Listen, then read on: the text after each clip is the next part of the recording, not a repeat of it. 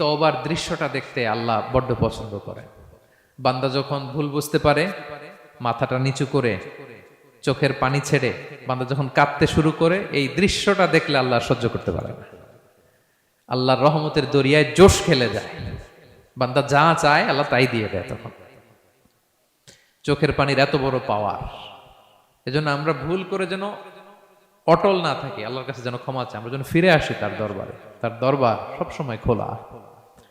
এবং তিনি এই তওবার বা ফিরে আসার দৃশ্যটা দেখতে কত পছন্দ করেন শোনেন। রাসূল সাল্লাল্লাহু আলাইহি ওয়াসাল্লাম বলেন, ওয়াল্লাযী নাফসি বিয়াদিহি, তার শপথ যার হাতে আমার আত্মা, লাউলাম তুযনিবু, তোমরা যদি ভুল না করতে, লা যাহাবাল্লাহু বিকুম, আল্লাহ তোমাদেরকে ধ্বংস করে দিতেন। ওয়ালা জাআ বিকওমিন, আল্লাহ এমন এক জাতি তৈরি করতেন, ইউযনিবুন, ওরা খালি ভুল করত, ফায়াস্তাগফিরুন, আর ক্ষমা চাইতো, ফায়াগফিরুল্লাহু লাহুম, আর আল্লাহ তাদের ক্ষমা করতেন।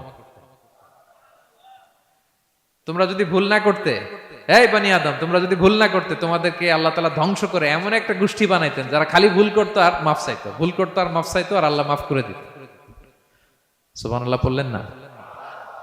গাফিরিয যামবি ওয়া কাবিলিত তাওব, তিনি পাপ মোচন করার জন্যই তো তিনি আমার রব।